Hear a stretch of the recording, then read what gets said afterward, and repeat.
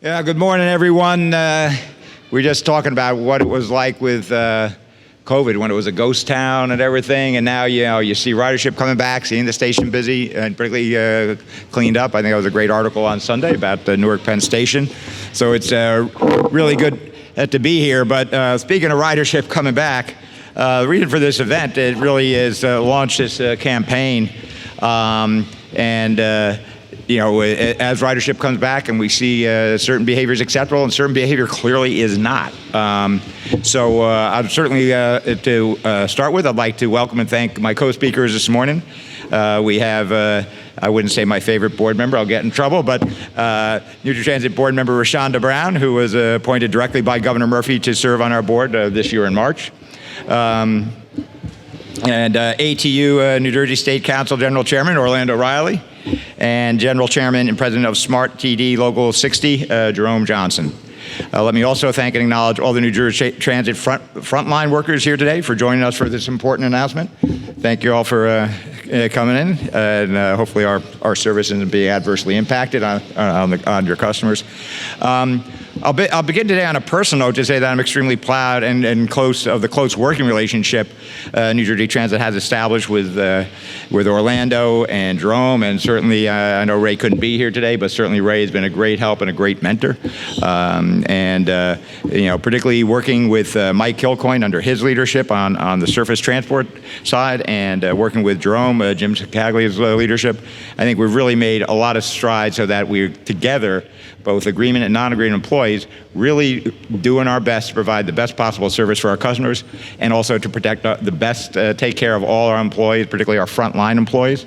So I really think when you talk about labor harmony and focusing on what transit needs to do, positioning with the rest of all the industries out there, it really is an honor to work with the whole team and to be the head of that. The fact that we're all here today is, just shows that strength of that relation and the progress we've made. And I would say, having said that, in launching this campaign, we're calling the campaign Ride Kind, and it represents another way NJ Transit is working to create a safe, comfortable, positive, and respectful environment for everyone who uses our services. Ride Kind has 3 themes with unique messaging and creative for each. First theme encourages courteous behavior and positive interactions. The second reminds customers that as they return to our system post-COVID, NJ Transit has a zero-tolerance policy for assaults committed on train crew members, bus operators, or anyone delivering our service on the front line. This campaign spells out the serious penalties awaiting anyone who commits such an act. And lastly, we focus on inclusion, reminding our customers that, particularly in the most diverse state in the nation, hate has no seat on our system. The campaign will run system-wide on board vehicles and stations and terminals and on NJ Transit's social media platforms throughout the remainder of 2023. A key component of a positive travel experience is safety and security, and NJ Transit remains 100% committed to providing both for our customers and employees. And I think we see that in our ridership surveys, and just anecdotally riding the system myself, people say they really feel good and comfortable riding our system. We want all our passengers to feel that way. We also want to make sure all our employees feel that way in providing that service. And in fact, this year, for the 3rd time in 3 years, NJ Transit was nationally recognized for our advancements in its safety and security. In April, the American Public Transportation Association again awarded NJ Transit its prestigious Bus Safety and Security Excellence Gold Award. There was only one Gold Award winner in each category, and we took home the gold out of all the transit agencies in the country providing more than 20 million passenger trips annually. In 2021, NJ Transit was awarded the Gold Award for Bus Safety and APTA's 2021 Rail Safety Certificate of Merit. This year, we were chosen for our bus operations de-escalation training for frontline employees, which recently added a component of our New Jersey Transit Police Department. The training helps employees diffuse confrontational and volatile situations and provides guidance about how best to alert NJ Transit Police or local law enforcement to assist in any assault situations. Similar training is also being provided to NJ Transit's rail operations employees. We're working to protect customers and employees in many additional ways as well. To name just a few, in the past 5 years, we've increased NJ Transit Police Department patrols with uniformed and plainclothes police officers, installed protective barriers for operators in every one of our approximately 2,200 buses, and created an employee court advocate position to fully support employees who are victims of assaults, helping them navigate the criminal justice system at no cost to the employee. The employee court advocate also works with prosecutors to see that assailants face the full sentence allowable by law. In addition, NJ Transit worked with Labor and the Governor's Office to introduce important legislation signed last year by Governor Murphy that protects transit workers from assaults and allows NJ Transit to suspend or prohibit offenders from riding on our vehicles. Toward that end, we were pleased when a Superior Court judge in March granted our request to suspend the riding privileges of a man who had been charged with at least 7 separate lewd acts aboard NJ Transit buses in the past 2 years. I think many of us here would agree that post-COVID, we are seeing an alarming breakdown of basic common courtesy, common civility, and extends beyond public transit. You hear about an increase in road rage incidents or incidents directed at flight attendants in the airline industry, et cetera. And while I think most riders are good law-abiding citizens who just want to go A to B and generally try to be courteous, we have noticed that that increase. But for whatever reason, this antisocial behavior seems to be on the rise. It is totally unacceptable. I hope I've shown that NJ Transit is doing its part to reverse this disturbing trend and to protect our customers and employees at all costs. Ride kind isn't just a slogan, it's a call for action for everyone who does ride NJ Transit. We want it to serve as a reminder that kindness and respect are essential for a safe and comfortable transit experience, and indeed may in fact be contagious, which would be a positive side benefit. Once again, thank you all for joining us today. And now I'd like to introduce our first guest speaker this morning. Please join me in welcoming up to the podium NJ Transit board member Rashonda Brown, who has worked for NJ Transit, I think, as a conductor for 15 years, Rashonda? And previously served as chief of staff for UTU, for the UTU. Board member Brown?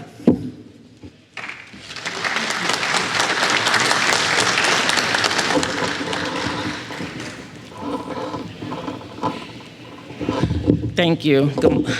Thank you, Kevin. Good morning, all. I would just like to thank Kevin and his staff for kicking off this wonderful program, Ride Kind. It is important that the riding public and our first-line employees feel safe riding our system.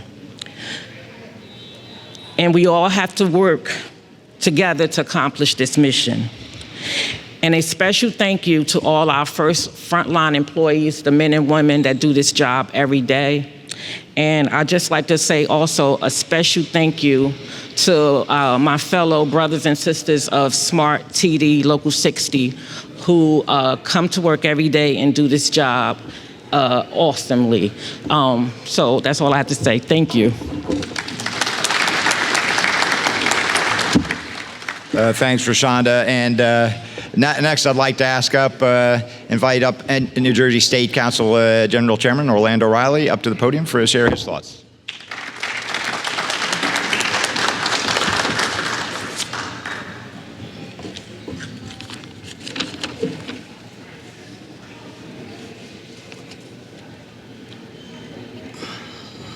Morning, everyone. So I probably could stand up here probably an hour talking about this subject, but I'll only be up here for 1 minute, basically. So I want to thank Kevin for all your support for our operators, transit workers, and also Mike Kilcoyne for the support that you give our operators. So as we all know, assault on transit workers has increased to an unacceptable level right now. Operators expressed to me and other business agents how concerned they are for their safety, So I commend New Jersey Transit for its advancements in employee safety, such as the bus protective barriers that we've installed, the de-escalating training which goes out to all our operators, and also taking steps to have those individuals who assault operators banned from ridership. So when I sat down with New Jersey Transit and Mike Kilcoyne and his team, and they told us about the Ride Kind initiative, at first, you look at it and it's just a slogan and you say, okay, Ride Kind, what's this? But, as I sat there and I listened to them explain the purpose of it, it really started to resonate with me. And I realized it's not just a slogan or a catchphrase. To me, it's a reminder to the citizens of New Jersey, particularly those who ride and rely on public transportation, that our transit workers, they're not robots. They're not programmed to drive them to and from their destinations, but we're human beings. Many of us are fathers, mothers, grandparents, brothers and sisters of people who care about us. And I like to say, just like the passengers we carry every day, all of the transit workers, we merely just want to make it home safely to our families also. So I believe this Ride Kind initiative is great, and I think it's just another tool in the bag to promote safe ridership, treating people with respect and humility as they do their job. Thank you. All right, and last, but certainly not least, would like to have the General Chairman of Smart TD Local 60, Jerome Johnson, come up and say a few words as well. Rashonda, is that all right that I let him up?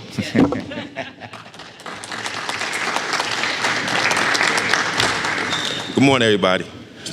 It's kind of hard to follow up on Board Member Brown, Brother Orlando with the ATU, but I will want to say, number one, ditto everything they said, but secondly, though, transit has come to a point now where they're actually implementing their initiative. They're not just talking about it no more. They're working with the unions. It's a whole different environment, a different atmosphere. And working with Kevin, Diane, Justin, Brother Cicaglia, this is a good way moving forward. We are working collaboratively. We are getting things done. The assaults are at an all-time high. We have to change it. We have to give the policemen the tools they need to help us help them, right? Kevin has been a great advocate for these assaults, let alone labor, as well as with the governor.